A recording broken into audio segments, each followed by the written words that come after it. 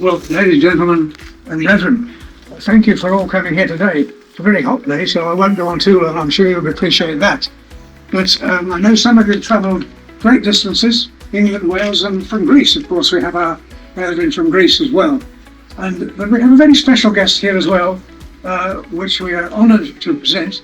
That's the Most Worshipful Brother John Wiseman. He's Programme Master and Grand Lodge of Master Masons. John, wonderful to see you here. Thank you so much for coming with your life. I do hope you enjoy this afternoon and tomorrow as well.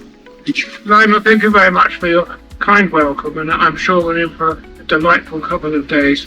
I'm delighted to be here to celebrate your efforts in providing this wonderful provision for this facility here for the cathedral.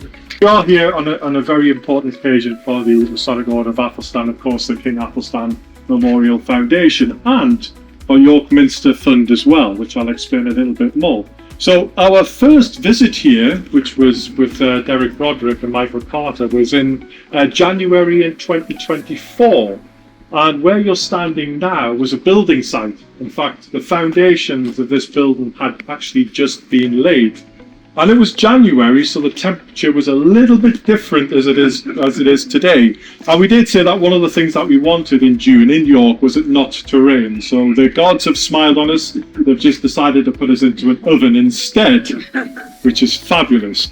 So as I mentioned, the foundations were laid, and we were escorted around by Alex McCallion, who is the director of the works in the precinct.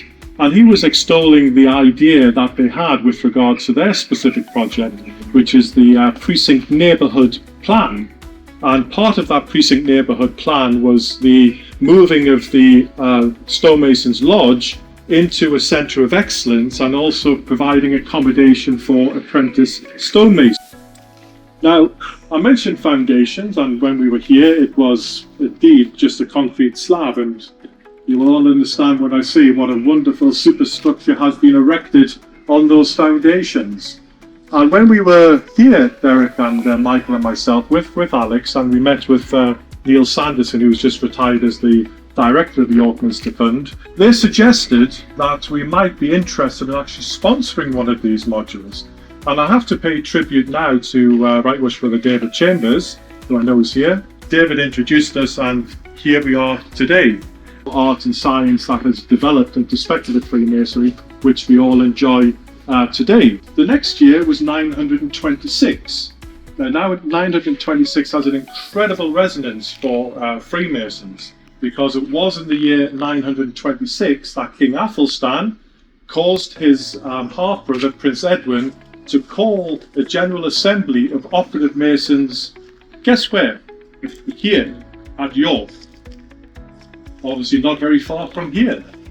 And what happened were the ancient charges to regulate, majority of them, the morals of stonemasons in those days, were actually laid down here 926, so next year 1,100 years ago. King Athelstan decided he quite liked York. York then was in the kingdom of Northumbria, and York then was run by the Viking king Sitrick Snaggletooth. The year previous, in 926, Athelstan had married Edith, one of his half-sisters, to Sitrick Snaggletooth. And in that year, in 927, he died, Sitrick. So Athelstan decided, quite rightly, that he should annex York. What did that mean? Well, he moved on from York, and he eventually ended up on the 12th of July in 926 in Cumbria, what is now known as Cumbria, at a place called Maberhenge, and he signed a treaty with all of his enemies, ceding the lands to him, and they all became his sub-kings. Athelstan then became the first king of all of the English. At that point, England was born. And I mentioned that, and Lionel mentioned that we have some special guests, of course, a reference to Most Worshipful Brother John Wiseman. And we also have another 3 organisations which are represented here, and it's very important because of where we are, what we've achieved, and what it means to our Freemasonry, our speculative Freemasonry. And of course, we have representations from the craft. We have the Grand Master from the National Grand Lodge of Greece. We also have Right Worshipful Brother David Chambers. We have Right Worship Brother Mark Constant, and we have soon to be Right Worship Brother John Watts, who will be the Provincial Grand Master of Durham in a short week's time. But not only that, we have Most Worship Brother John, and of course Right Worship Brother Den Wilson from Mark Masonry. Of course, the Mark and the craft all come together with regards to making these splendid edifices. But we couldn't mark them out and we couldn't build them without having the Operative Freemasons here. And of course, Ray Ellis is here representing Most Worship Brother Paul Mycock from the Operatives. And we hope tying you all together is the Masonic Order of Athelstan, because without all of your organisations, we couldn't exist. And without us existing, we couldn't have enjoyed in the celebration we have today in raising this edifice. I'm now going to introduce you to Kate Birch, who is the head of fundraising and development. Obligation that we made on the 6th of January at this spot to yourselves and to Alex, and I now present you with this cheque for the York Minster Fund. Turn around. Yes.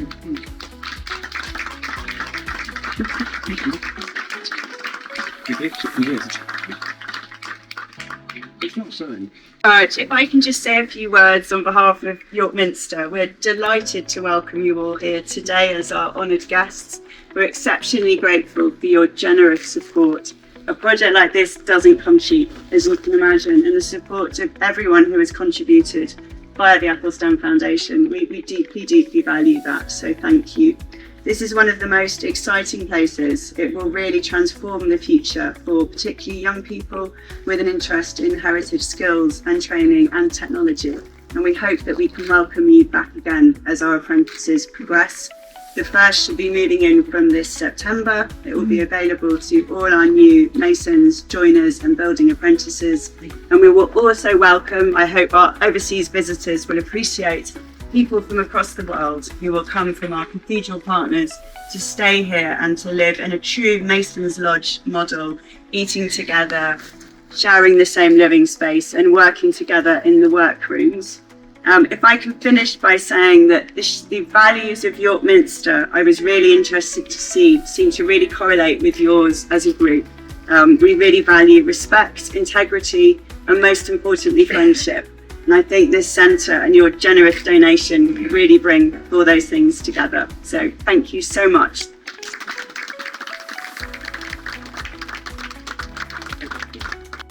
Ladies, gentlemen, brethren, and the reason why it was my choice, the reason why I chose number 6 was twofold. We had made several visits back and saw the progress of the building being built. And Kate and I were walking in here one morning, and it was a quite nice morning, and one of the painters had left their ladders against the wall where Charles is now, and they were exactly in the form of an A. And that for me was instantaneous. It has to be number 6. And what also number 6 is this is going to be an accommodation module for an overseas stonemason, as Kate has mentioned, that particular project. And I think with the expansion of the Masonic Order of Athelstan overseas has been incredible, and I think it's only apt that number 6 is the accommodation module for us. And it is called the Order of Athelstan Accommodation Module, the Order of Athelstan Room. And it gives me great pleasure to, on behalf of the King Athelstan Memorial Foundation, and of course the Masonic Order of Athelstan, and all of you here present today, to officially